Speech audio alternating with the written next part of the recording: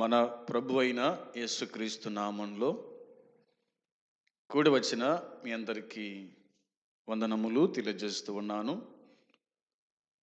దేవుని మహాకృపను బట్టి మరలా దేవుని వాక్యాన్ని వినడానికి ప్రభు మనకిచ్చిన ఈ మంచి సమయాన్ని బట్టి ఆయనకే అనంత మహిమ ప్రభావములు కలుగునుగాక. ఆమేన్. సోదరులారా,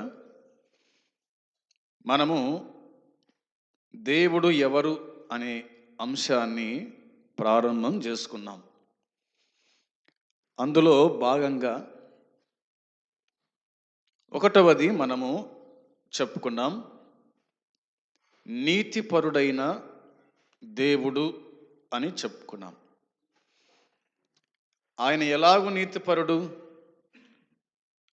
ఆయన ఎలాగూ నీతిమంతుడు అనే దాన్ని బట్టి కొన్ని వచనాలు మనము చూడగలిగినాం.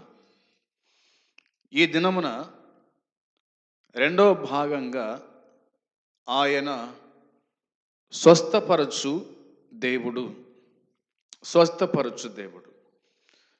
ఏ విధంగా తన ప్రజలను ఆయన స్వస్థపరుస్తాడో బైబిల్లో నుంచి కొన్ని సంగతులను మనము ఆలోచన చేద్దాం. నిర్గమాకాండం 15వ అధ్యాయము 26వ వచనాన్ని మనము చూడాలి. ఆ మాటలు కూడా మనం చదువుదాం. 26వ వచనములో, మీ దేవుడైన యెహోవా వాక్కును శ్రద్ధగా విని ఆయన దృష్టికి న్యాయమైనది చేసి ఆయన ఆజ్ఞలకు విధేయులై ఆయన కట్టడలంటిని అనుసరించి నడిచిన ఎడల నేను ఐగుప్తీయులకు కలగజేసిన రోగములలో ఏదియూ మీకు రానియను, నిన్ను స్వస్థపరచు యెహోవాను నేనే అనెను. దేవుని సహాయము నిమిత్తమై ప్రార్థన చేసుకుందాం. పరలోకమందున్న మా తండ్రి, నీ పరిశుద్ధమైన పాదములకు కృతజ్ఞతాస్తుతులు స్తోత్రం చెల్లించుకుంటున్నాం. మరి ఒక నూతన దినమును మీరు మాకు అనుగ్రహించినందుకై స్తోత్రాలు తండ్రి. ఈ దినము చూడలేక, ఈ సమయం చూడలేక ఎంతోమంది ఈ లోకాన్ని ముగించుకొని వెళ్తూ ఉండగా నీ కృపను బట్టి మాత్రమే మేము సజీవుల లెక్కలో ఉన్నాం. అది నీ కృప తండ్రి, మీకు స్తోత్రం. ఈ దినము కూడా నీ వాక్య భాగమును వినడానికి మాకు ఇచ్చిన సమయాన్ని బట్టి స్తోత్రం. చదివిన లేఖన భాగం దీవించండి, అందులోని అర్థాలు మాకు వినిపింపజేయమని, మేము విని గ్రహించి వాక్యానుసారంగా జీవించుటకు నీ కృపా మెండుగా అనుగ్రహించుదరని మా రక్షకుడు యేసుక్రీస్తు నామంలో స్తోత్రం చెల్లించి ప్రార్థించి అడిగి స్తుతించి వేడుకుంటున్నాము తండ్రి. ఆమేన్. ప్రభునందు సోదరులారా, ఈ నిర్గమాకాండము 15వ అధ్యాయము అనగానే మోషే కీర్తన అని చూస్తాం. ఎర్ర సముద్రము వాళ్ళు దాటిన తర్వాత వారు కీర్తనలు పాడినారు. మోషే కీర్తన పాడాడు. ఆ తదుపరి మిరియాము కూడా కీర్తన పాడి దేవుణ్ణి స్తుతించినట్టుగా దేవుని వాక్యం మనకు గుర్తు చేస్తూ ఉంది. ఆ తదుపరి వారు ఎర్ర సముద్రం నుండి జనులను వాళ్ళు పోజేసిన తర్వాత వారు సూరు అరణ్య మార్గములోనికి వారు వెళ్ళారు. 3 దినముల ప్రయాణం, అది 3 దినాల ప్రయాణం. వారు మారా చేరుకున్నారు. మారా చేరిన తర్వాత అక్కడ మారా నీళ్లు చేదు అనే మాట మనం చూస్తాం. అవునా? మారా నీళ్లు చేదైనవి గనుక వారు ఆ నీరు త్రాగలేకపోయిరి, అందువల్ల దానికి మార అను పేరు కలిగెను అని మనకు 23వ వచనము తెలియజేస్తూ ఉంది. ఆ తదుపరి ప్రజలందరూ కూడా మోసే మీద చనిగినారు. మోసే దేవునికి మొరపెట్టినట్టుగా వాక్యము చెప్తూ ఉంది. అక్కడ వారికి ఆయన కట్టడలను విధించినాడు. కట్టడలను విధిని నిర్ణయించి అక్కడ వారిని పరీక్షించను అనే మాట వ్రాయబడింది. ఆయన వారిని పరీక్షించినాడు. ఎలా పరీక్షించినాడు? వారికి ఏమని చెప్పినాడు అంటే, మీ దేవుడైన యెహోవా వాక్కును శ్రద్ధగా వినండి అన్నాడు. దేవుని వాక్కును శ్రద్ధగా వినుట, దేవుని మాటను శ్రద్ధగా వినుట అదొకటి. రెండవదిగా ఆయన దృష్టికి న్యాయమైనది చేయండి అన్నాడు. ఆయన దృష్టికి ఏది న్యాయము అది చేయండి. ఆయన ఏమి కోరుతున్నాడు, ఏమి చేయమని చెప్తున్నాడు, ఎలాగ జీవించమని చెప్తున్నాడు, దాన్ని చేయుట. ఇక మూడవదిగా ఆయన ఆజ్ఞలకు విధేయులై జీవించుట. ఆయన ఆజ్ఞలు ఉన్నాయి కదా, 10 ఆజ్ఞలు మనకు కనిపిస్తాయి. 10 ఆజ్ఞలకు విధేయులై జీవించుట, ఆజ్ఞాపించిన వాటిని చేయుట, ఆజ్ఞాపించిన వాటికి లోబడుట, విధేయులు కావటం అనేది ఆయన తెలియజేశాడు. ఇంకా ఆయన కట్టడలను అనుసరించమని చెప్పినాడు. ఆయన కట్టడలు అనుసరించండి, ఆ ప్రకారంగా నడవండి. అలా చేస్తే నేను ఐగుప్తులకు కలగజేసిన రోగములలో ఏది మీకు రానియను అన్నాడు. అలా చేస్తే కనుక నేను ఇలా చేస్తాను, మీరు అలా చేయకపోతే కనుక నేను ఇలా చేయను అని దానికి అర్థం.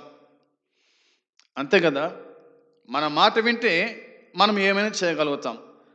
మన మాట వినకపోతే మనం ఎందుకు చేస్తాం? ఒక మనిషిగా, ఒక మానవునిగా, ఒక తండ్రిగా, ఒక తల్లిగా మనమే ఇలా చెప్తా ఉంటాం మన పిల్లలకు.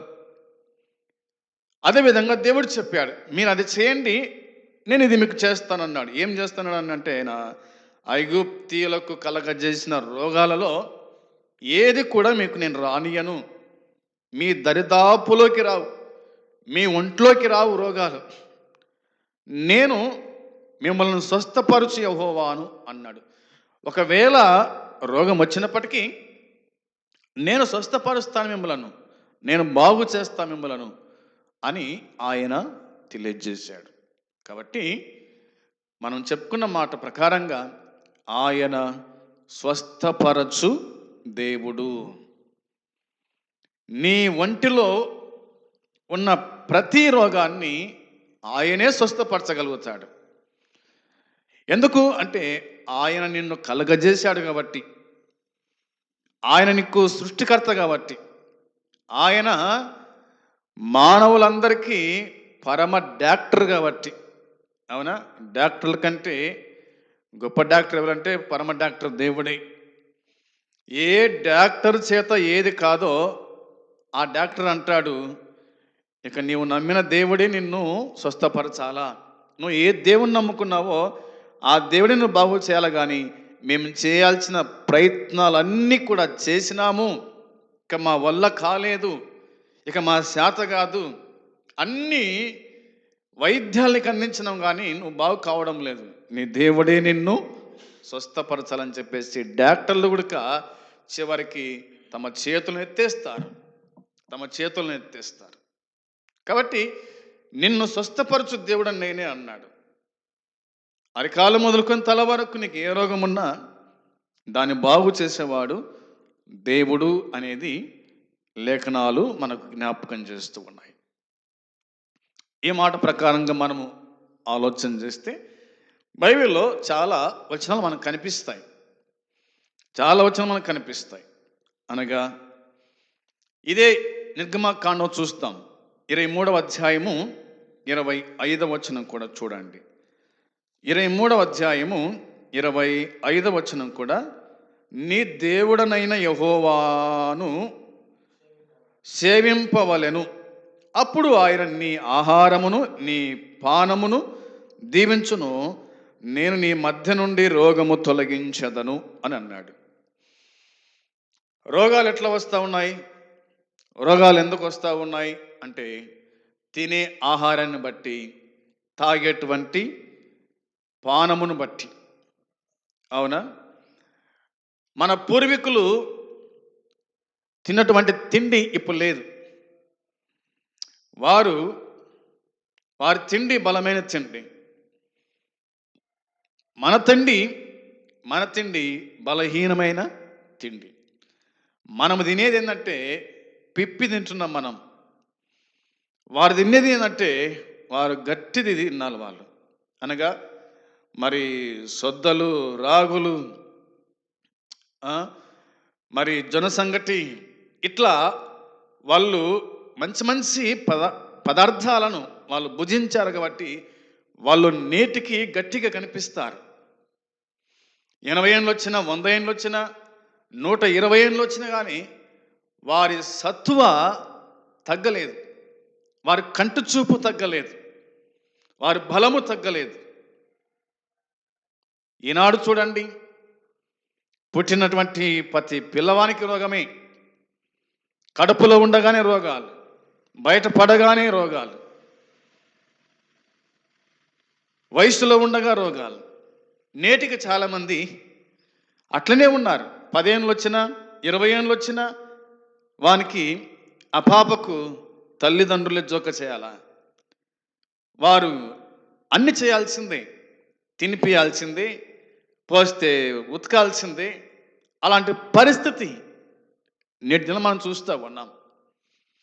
గర్భములో పడింది మొదలుకొని డెలివరీ అయ్యేంత వరకు కూడా మందులు, సూదులు, ఎన్నెన్నో. మన తల్లిదండ్రులు, మన తల్లిగారు పనికి పోయొచ్చి కనేవాళ్ళు. పగలంతా పనిచేసి రాత్రి ఇంటికి వచ్చి కనేటువంటి వాళ్ళు.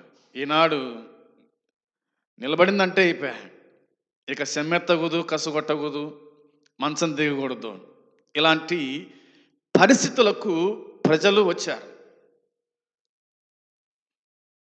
దేవుని వాక్యం చెప్తున్నమాట, తినే ఆహారం, తాగేటువంటి నీళ్లు కలుషితమైపోయినాయి. నార పోసింది మొదలుకొని కోసింత వరకు మందులు మందులు మందులు, స్పేర్ మందులు, భూమి మందులు కదా. ఆ దినాల్లో బర్రె పేడ, మేకల పేడలు వేసి పండించేవాళ్ళు. ఇవి లేవు. ఆనాటి కాలపు పరిస్థితులు ఇప్పుడు లేవు. అందుకే దేవుడు అంటున్న మాట ఏంటంటే, ఆయన నీ ఆహారమును నీ పానమును దీవించును అనే మాట ఉంది. ఆయనను సేవిస్తే, ఆయన వెంబడిస్తే ఆయన ఆహారము దీవిస్తాడు, పానమును దీవిస్తాడు, ఆశీర్వదిస్తాడు. ఆశీర్వదించమని మనం అడగాలి, ప్రార్థన చేయాలి ఉడక. అది గుర్తుంచుకోవాల్సిన విషయం. నేను నీ మధ్య నుండి రోగము తొలగిస్తాను, నీ మధ్య నుండి రోగాన్ని తొలగిస్తాను అనేది కూడా ప్రభువు చెప్పిన మాట. నా ప్రియమైన సోదరి సోదరులారా, నిర్ధారణ మనం వింటూ ఉంటాం చెవులారా. భోజనం చేసి మాత్రలు వేసుకోవాలా? ఎంతమంది లేరు? భోజనం చేసి మాత్రలు వేసుకోవాలా? భోజనం చేయకుండా ఒక మాత్ర, భోజనం చేసినాక మరొక మాత్ర, దినమునకు 20 మాత్రలు, దినమునకు కదా 30 మాత్రలు వేసుకునే లేరా? చాలామంది ఉన్నారు.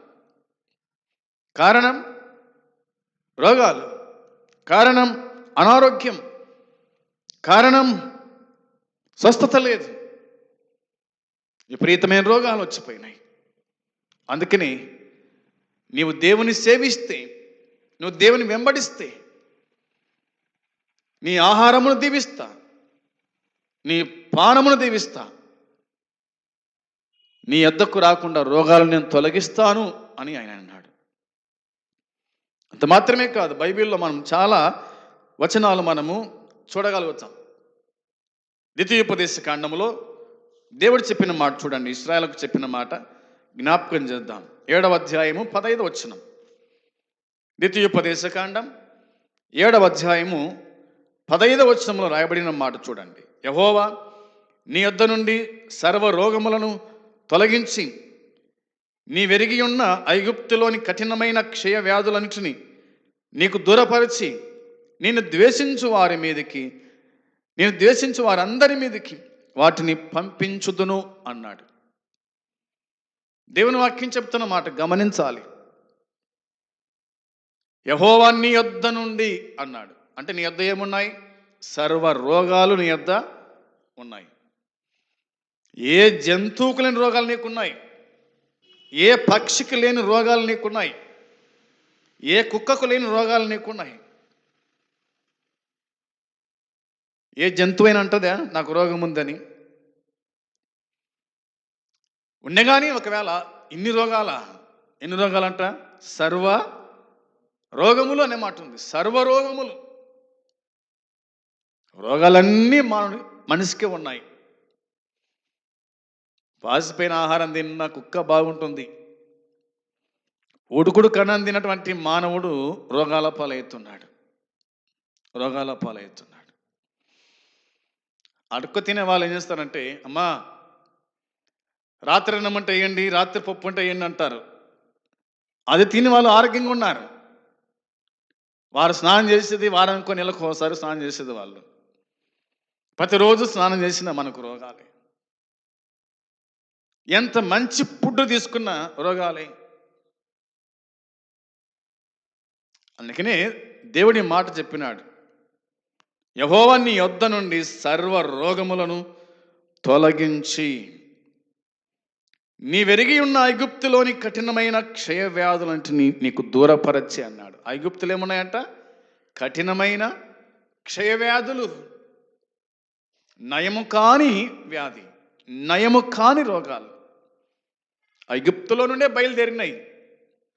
అక్కడి నుంచి బయలుదేరినాయి, ప్రపంచమంతా చుట్టుకున్నాయి. ఎక్కడనో కరోనా బయలుదేరితే ప్రపంచమంతా చుట్టుకొని లేదు. ప్రతి ఇంటికి తాకుతుంది, ప్రతి వ్యక్తిని తాకుతూ ఉంది. వచ్చిన రోగం పోతుందా? పోవడానికి వీలు కాదు. అది పోవడానికి రాలేదు, అది నీతో ఉండడానికే వచ్చింది, నీలో ఉండడానికి వచ్చింది. అది నిన్ను సర్వనాశనము చేయడానికి, నిన్ను చంపుకొని పోవడానికి వచ్చింది. ఎంతమంది చనిపోయలేరు కరోనా వల్ల? ఎన్ని రోగాలు. అయితే దేవుణ్ణి సేవించే నీవు, దేవుని వెంబడించే నీవు, ఆ ప్రకారం జీవించే నీకు దేవుడు ఖచ్చితంగా తోడై ఉంటాడు. నీ యొద్ద నుండి వాటిని సంపూర్ణంగా తొలగిస్తాడు. ఒకవేళ తొలగించకపోయినా నీవు చనిపోతే దేవునితో పాటు ఉంటావు అనేటువంటి నిరీక్షణ గలవారమై మనం జీవిస్తాం. ఎందుకు అంటే ఇది మట్టి శరీరం కాబట్టి రోగాలు వాస్తవమే. మరో స్టేషన్ నుంచి మరో స్టేషన్కి ఏ విధంగా ట్రైన్ వెళ్తాయో, మరో బస్టాండ్ నుంచి మరో బస్టాండ్కి ఏ విధంగా బస్సులు వెళ్తాయో, ఆ విధంగా రోగాలు కూడా వచ్చిపోతూ ఉంటాయి అంతే. కానీ మన జాగ్రత్త మనము తీసుకోవాల్సిందే. రోగికి వైద్యుడు అవసరం. నాకు దేవుడు ఉన్నాళ్ళే, ఆయనే బాగు చేస్తాలే అనేది కాదు. ఆయన బాగు చేస్తాడు, చేయడానికి కాదు. కానీ ఆయన చెప్పిన మాట, యేసుప్రభు చెప్పిన మాట, రోగికి వైద్యుడు అవసరం, పాపికి రక్షకుడు అవసరం అనేది కూడా ప్రభువు చెప్పిన మాట.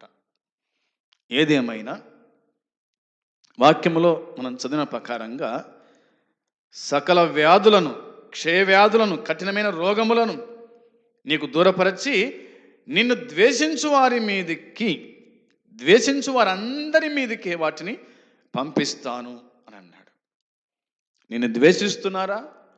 నిన్ను అవమానపరుస్తున్నారా, వారి మీదికి నీకున్నటువంటి రోగాలు ఆయన ట్రాన్స్ఫర్ చేస్తాడు, వారి మీదకి పంపిస్తానని ఆయన స్పష్టంగా ఇక్కడ తెలియచేశాడన్నమాట మనకు అర్థమవుతుంది. ఇక మరొక మాట చూద్దాం, చూడండి. రాజుల 2వ గ్రంథములో హిజ్కియా అనేటువంటి ఒక రాజు మనకు కనిపిస్తాడు. రాజుల 2వ గ్రంథం 20వ అధ్యాయము, రాజుల 2వ గ్రంథం 20వ అధ్యాయము 8వ వచనం చూడాలి. 8వ వచనములో రాయబడిన మాట చూడండి. యెహోవా నన్ను స్వస్థపరచుటకును నేను 3వ దినమున ఆయన మందిరమునకు ఎక్కిపోదుననుటకును సూచన ఏదని హిజ్కియా యెషయాను అడుగగా, యెషయా ఇట్లా నేను 9వ వచనం కూడా చదువుదాం.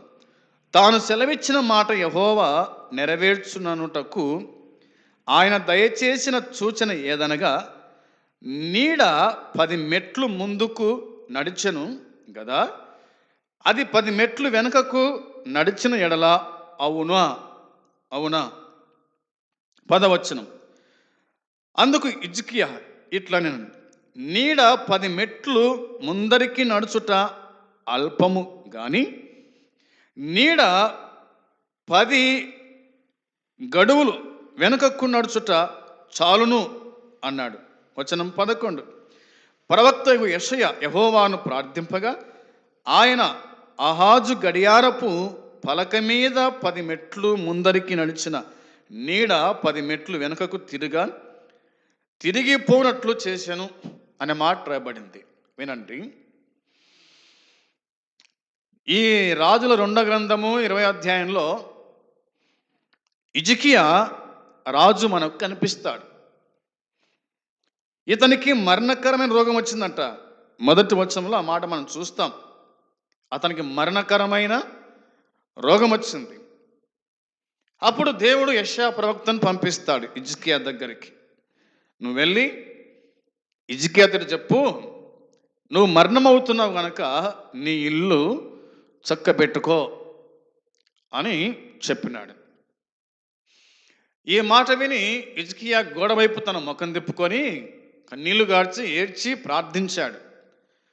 ప్రార్థించగా ఏ దేవుడైతే యెషయా ప్రవక్త ద్వారా చెప్పినాడో నువ్వు మరణమవుతావు, నేను చక్కబెట్టుకోమని, యెషయా ప్రవక్త నడిమిశాలకు వెళ్ళగానే మరలా చెప్పినాడు, నువ్వు వెళ్ళు. అతని దీనత్వము, అతని తగ్గింపు, అతని ప్రార్థన నేను విన్నాను కాబట్టి ఇక నీకు 15 సంవత్సరాల ఆయుష్కాలం పొడిగిస్తున్నానని పోయి చెప్పు అన్నాడు. ఇవన్నీ కూడా మనకు ఈ వచనాల్లో మనకు కనిపిస్తాయి. అవునా. 4వ వచనంలో రాయబడిన మాట ఏమిటంటే, యెషయా నడిమిశాలలో నుండి అవతలకు వెళ్ళక మునిపే యెహోవాకు అతనికి ప్రత్యక్షమయ్యేలాగు సెలవిచ్చను అన్న మాట కనిపిస్తుంది. కాబట్టి ఇంకా 15 సంవత్సరముల ఆయుష్ నీకు ఇచ్చేదను, నా నిమిత్తమును నా సేవకుడైన దావీదు నిమిత్తము ఈ పట్టణమును నేను కాపాడుచు నిన్నును ఈ పట్టణమును అస్సురు రాజు చేతిలో పడకుండా నేను విడిపించదనని ఆయన 6వ వచనములో తెలియజేశాడు. ఇక 7వ వచనం చెప్తున్న మాట ఏమిటంటే, యెషయా ప్రవక్త అంజూరపు పండ్ల ముద్ద తెప్పించుడని చెప్పగా వారు తెచ్చారు. వాటిని అతని కురుపుల మీద పెట్టగా అతడు బాగుపడెను అని దేవుని వాక్యం చెబుతుంది. అతడు బాగుపడిన అన్నమాట దేవుని వాక్యం చెబుతుంది. అందును బట్టి యెహోవా నన్ను స్వస్థపరచుటకు నేను 3వ దినమున ఆయన మందిరమునికి ఎక్కిపోదనుటకు సూచన ఏదని హిజ్కియా ప్రవక్తను అడిగగా యెషయా ప్రవక్త ఇట్లా ఆయన చెప్పినట్టుగా దేవుని వాక్యం చెబుతుంది. నిజమే కదా. తాను సెలవిచ్చిన మాట యెహోవా నెరవేర్చుటకు ఆయన దయచేసిన సూచన ఏదనగా, నీడ 10 మెట్లు ముందుకు నడిచెను గదా అన్నమాట ఉంది. నీడ 10 మెట్లు ముందుకు నడిచెను అన్నమాట ఉంది. ఆ దినాల్లో 11వ వచనం రాయబడిన మాట ఏంటంటే, ఆయన ఆహాజు గడియారపు పలక మీద 10 మెట్లు ముందరికి నడిచిన నీడ అనే మాట కనిపిస్తుంది. ఆహాజు యొక్క గడియారము అనగా నీడ గడియారము అనే మాట మనకు దేవుని వాక్యం గుర్తు చేస్తూ ఉంది. అహాజు చేయించిన నీడ గడియారం అనగా సూర్యుని గమనము ద్వారా సమయాన్ని తెలిపే పరికరమును ఫలభయంత్రము అని అంటారు. దీనిని నీడ గడియారం అని కూడా పిలుస్తారు. వీటిలో అనేక రకాలు ఉన్నాయి. సమతలముగా ఉండే ఫలభయంత్రముపై సూర్యుని గమనము వలన ఏర్పడే నీడ ద్వారా సమయాన్ని నిర్ధారించేటువంటి వాళ్ళు అని మనం చూడగలుగుతాం. నీడ గడియారం అనగా అది పలకపాటుగా ఉంటుంది, దానికి ఒక ముళ్ళు ఉంటుంది. ఈ సూర్యుని యొక్క గమనము ద్వారా వారు సమయాన్ని వారు లెక్కేస్తారు అనేది మనకు నీడ గడియారము చెప్పేటువంటి మాట. ఈనాడు మనకు గోడ గడియారాలు వచ్చినాయి, చేతి గడియారాలు వచ్చినాయి, సెల్ ఫోన్ల గడియారాలు ఉన్నాయి. అవునా? ఏదేమైనా 10 మెట్లు ముందుకు వెళ్ళింది నీడ, అయితే దాన్ని 10 మెట్లు వెనక్కి తీసుకురావాలంటేనే అసాధ్యం అది. కానీ దేవుడు దాన్ని సాధ్యం చేస్తాను అని ఆయన చెప్పినట్టుగా దేవుని వాక్యం చెబుతూ ఉంది. కాబట్టి ఆ యొక్క హిజ్కియా అనే రాజును దేవుడు స్వస్థపరిచినట్టుగా దేవుని వాక్యం మనకు జ్ఞాపకానికి తీసుకొని వస్తూ ఉంది. ఈ విధంగా ప్రభువు యేసుక్రీస్తు ఈ భూమి మీద ఉన్నప్పుడు ఆయన ఎద్దకు వచ్చిన ప్రతి రోగాన్ని ఆయన బాగు చేసినాడు. కుంటి వారికి కాళ్ళు ఇచ్చాడు, మగవారికి నోరిచ్చారు, గుడ్డి వారికి కన్నులు ఇచ్చినాడు, కుష్ఠరోగులను బాగు చేశాడు. ఇక క్షయవ్యాధులు అంటారా, చాలా మనకు కనిపిస్తాయి. దయ్యాలను వెలగొట్టాడు, మరణించిన వారిని ఆయన తిరిగి లేపినాడు. అంత శక్తి గలవాడు ప్రభు అయిన యేసుక్రీస్తు. ఆయనకు అసాధ్యమైంది ఈ భూమి మీద ఏమైనా ఉందంటే ఏది కూడా లేదు అని దేవుని వాక్యం మనకు జ్ఞాపకం చేస్తూ ఉంది. కాబట్టి ఈ దినమున దేవుడు ఎవరు అనగా, ఒకటవది మనం చెప్పుకున్నాం, నీతిపరుడైన దేవుడు. ఆయన నీతిమంతుడు. ఆయన జన్మలో, ఆయన జీవితంలో, ఆయన ప్రవర్తనలో, ఆయన చూపులో అన్నిట్లో ఉడక ఆయన నీతిగానే జీవించినాడు, నీతిగా బ్రతికాడు. అంత మాత్రమే కాకుండా ఆయన స్వస్థపరిచే దేవుడు అని మనము చెప్పుకున్నాం. నిన్ను స్వస్థపరచు యెహోవాను నేనే అని ఆయన చెప్పినాడు. కాబట్టి ఆనాటి ఇశ్రాయేలు ప్రజలను స్వస్థపరచువాడు ఆయనే, ఈనాడు మనల్ని స్వస్థపరచువాడు ఆయనే అనేది మనం గుర్తుంచుకోవాలి. ఆయన స్వస్థత మనకు అవసరం. రోగాలు ఉన్నాయి, ప్రతి మనిషికి రోగాలు ఉన్నాయి, ప్రతి ఇంట్లో ప్రతి వ్యక్తికి రోగాలు ఉన్నాయి. ప్రతి ఇంట్లో మెడికల్ షాపే ఉన్నట్టు ఉంది. డబ్బాలు ఎత్తిపెట్టుకుంటారు, ఇది పలానా రోగానికి కదా, ఇది పలానా రోగానికి అని. వాస్తవమే. కానీ ఆ ప్రభువునందు విశ్వాసం ఉంచినటువంటి మనం తగు జాగ్రత్తలు తీసుకోవడం వల్ల కొన్ని రోగాలను మనమే దూరం చేసుకోవచ్చు. ఆ ప్రభు దయ వల్ల ఈ భూమి మీద పలు రకాల వృక్షాలు ఆయన ఉంచినాడు. వాటిని వాడి కూడా మనము రోగాలు నయం చేసుకోవచ్చు. ఏదేమైనా ప్రభు దయలేంది, ప్రభు కృపలేంది మనం ఏది మన చేత కాదు. అన్నీ మనము సమస్తాన్ని ఆయనకు అప్పగించుకోవాల్సిందే.